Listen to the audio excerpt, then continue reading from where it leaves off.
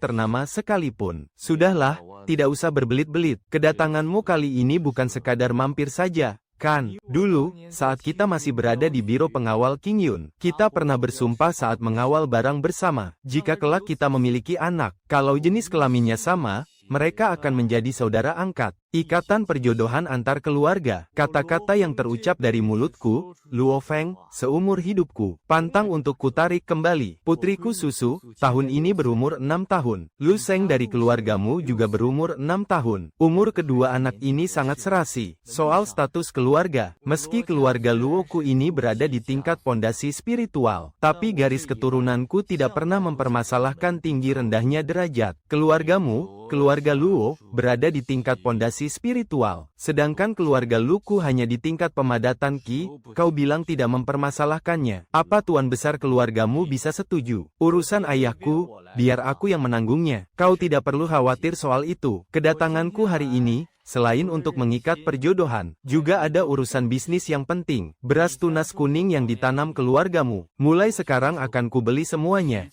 10 kati untuk 1 batu spiritual. Keluarga Luku punya 2 petak ladang spiritual tingkat bawah. Yang ditanam adalah beras tunas kuning tingkat 1 kualitas bawah. 10 kati untuk 1 batu spiritual. Itu lebih mahal 30% dari harga toko gandum. 2 petak ladang setahun menghasilkan 2000 kati. Itu artinya 200 keping batu spiritual. Luo Feng, kau ini datang untuk menjodohkan anak kita, atau sekadar ingin memberiku bantuan amal? Urusan perjodohan ya perjodohan, bisnis ya bisnis, itu 2 hal yang berbeda. Beras keluargamu memang pantas dihargai segitu. Selama ini saja toko-toko gandum itu yang terlalu picik dan pelit, makanya mereka seenaknya menekan harganya.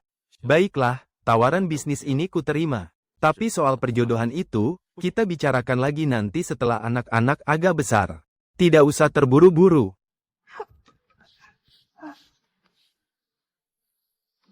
Rumahmu kecil banget ya, Him. Kalau rumahku gede banget, loh, ada 3 halaman. Terus ada kolamnya juga. Di kolamnya banyak dipelihara ikan koi. Ih, kok kamu dari tadi cuma bergumam, terus sih. Ikan koi di rumahmu ada berapa ekor? 17 ekor. Ada 1 yang warnanya emas, itu yang paling gede, terus ada juga 1 yang warnanya hitam. Seng kecil. Mulai hari ini, keluarga Paman Luomu dan keluarga kita, resmi mengikat tali persaudaraan sebagai besan. Kalau butuh apa-apa ke depannya, bilang saja padaku. Ayah, jangan-jangan. Ayah mau menjualku? Ya, bicara apa sih kamu ini? Hahaha.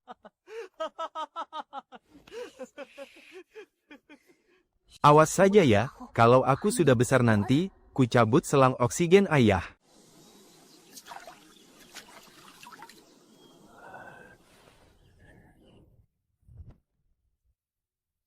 Tunggu semuanya kumpul, baru kita makan.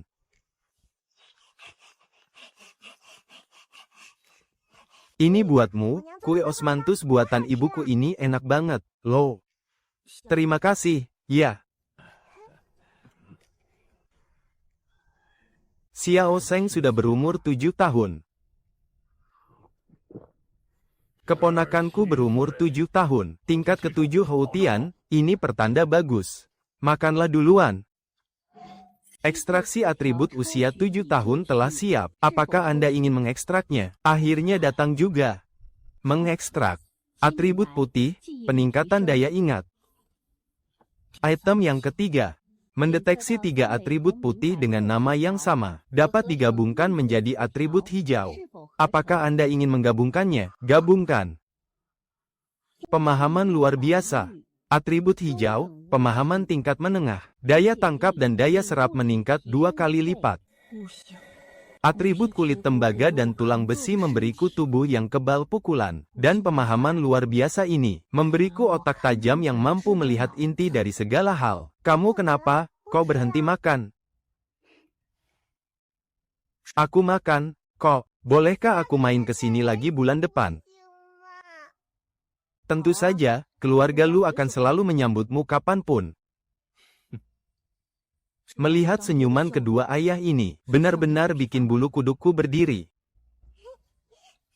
Biksu, lain kali kubawakan kue renyah wijen, ya. Gadis kecil dari keluarga Luo itu. Lumayan juga, ayah, umurku baru 7 tahun, loh, makanya ayah bilang lumayan. Kalau ayah bilang sangat bagus, itu sudah bukan urusan yang pantas dipikirkan anak umur 7 tahun. Mulai besok, ayah akan melatih kepercayaan dirimu.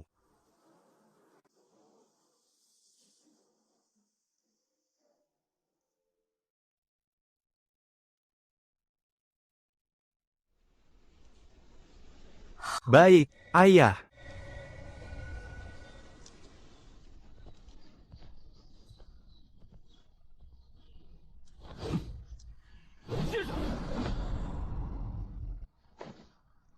Perhatikan jurus 13 pedang ini baik-baik.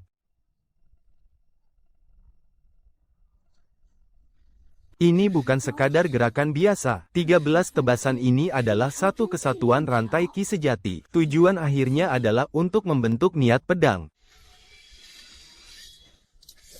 Ayah akan memperagakannya sekali. Lalu kau ikuti dan berlatihlah. Coba tunjukkan 3 jurus pertama.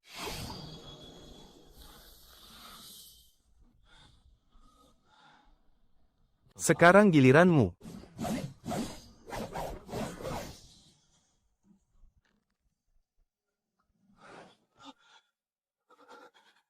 Siapa yang mengajarimu jurus itu?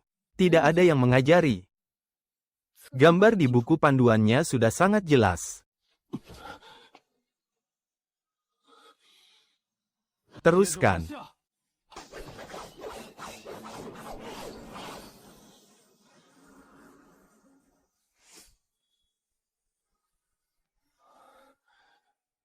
Hebat sekali.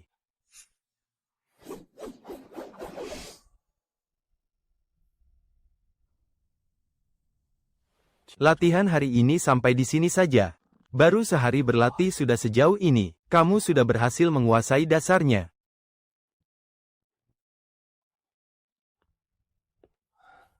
Adik kedua, tuangkan sedikit air panas untukku. Biar aku sendiri yang minum. Kau ini kenapa? Mulai gila ya?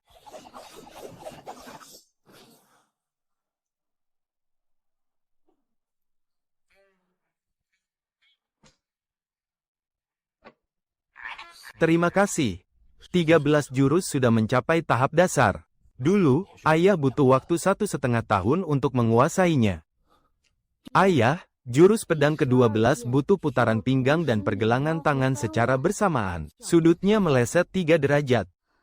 Dan tarikan pedang pada jurus ke-13 terlalu terburu-buru. Tenaga dalam akan berbenturan di jalur meridian lengan. Tubuhku memang masih kuat menahannya, tapi itu akan memperlambat kecepatan pedangnya. Semua yang kau sebutkan barusan, ayah butuh waktu 6 tahun berlatih baru bisa menyadarinya. Perhatikan baik-baik.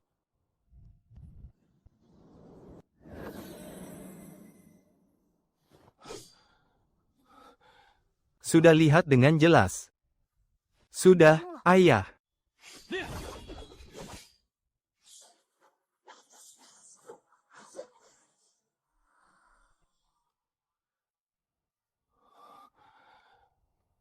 Saat mencapai kesempurnaan, ke-13 jurus itu akan menyatu bagaikan aliran sungai. Lalu, apa yang sebenarnya ada di ujung sungai itu? Aku menemui jalan buntu. Gerakannya sudah sangat kukuasai. Bahkan dengan mata tertutup pun aku tak akan salah. Tapi niat pedangnya terasa seperti kabut tipis. Hanya wujudnya yang terlihat. Tapi wujud aslinya tak bisa disentuh. Habiskan minummu, lalu istirahatlah.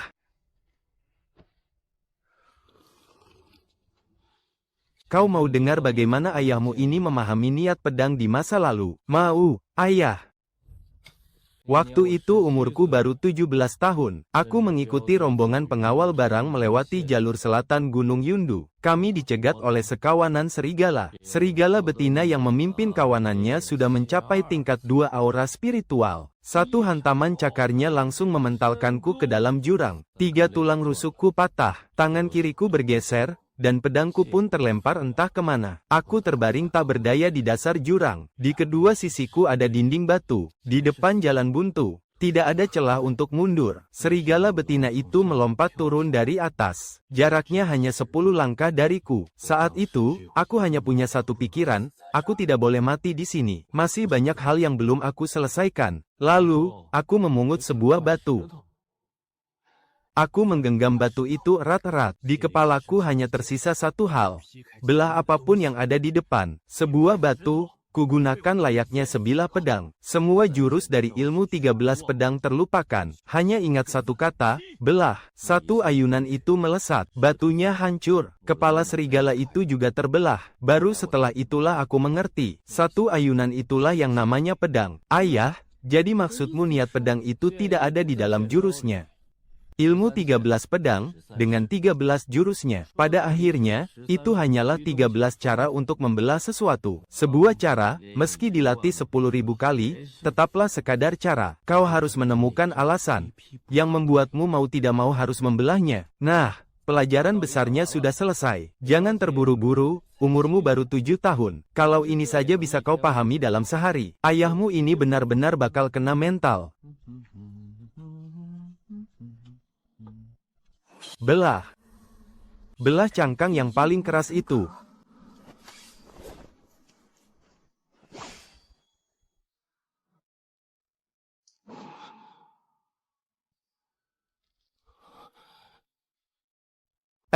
Tadi ayah bilang apa, ya? Kalau ini saja bisa kau pahami dalam sehari, ayahmu ini beneran kena mental.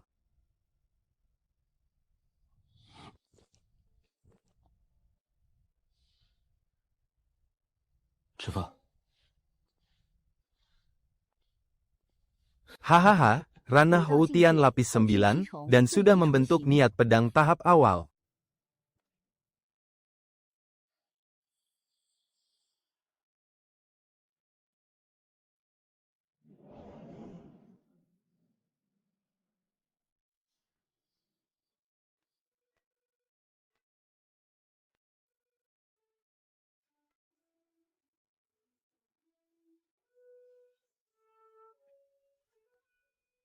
Pil Zeki, barang murahan yang tak masuk peringkat.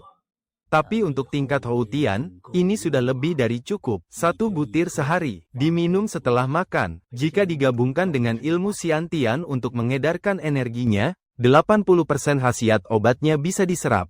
Kakek, sebotol isi 30 butir ini. Harganya berapa? 30 batu roh tingkat rendah.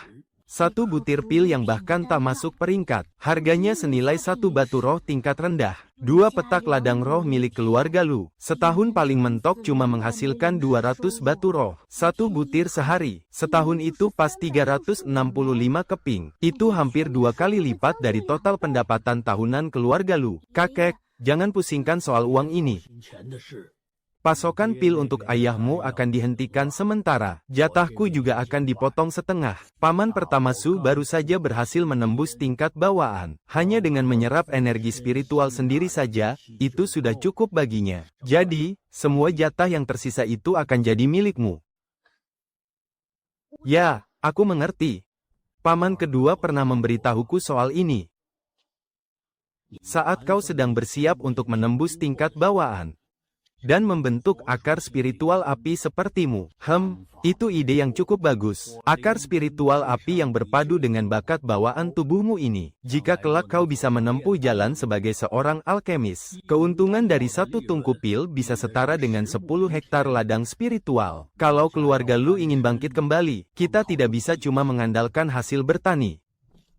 Soal meracik pil, aku memang sudah memikirkannya. Bahkan untuk pil pemulih ki yang kualitasnya rendah saja, sebutirnya bisa dihargai 1 batu spiritual. Semakin tinggi tingkatannya, keuntungannya pasti akan sangat gila. Tapi syarat utamanya, kau harus punya akar spiritual api. Teknik bawaan adalah teknik kultivasi yang tidak memiliki elemen. Jika kau ingin memadatkan akar spiritual api, kau harus mempersiapkannya sebelum melakukan terobosan. Tapi, tak usah buru-buru untuk saat ini. Habiskan saja dulu sebotol pil ini.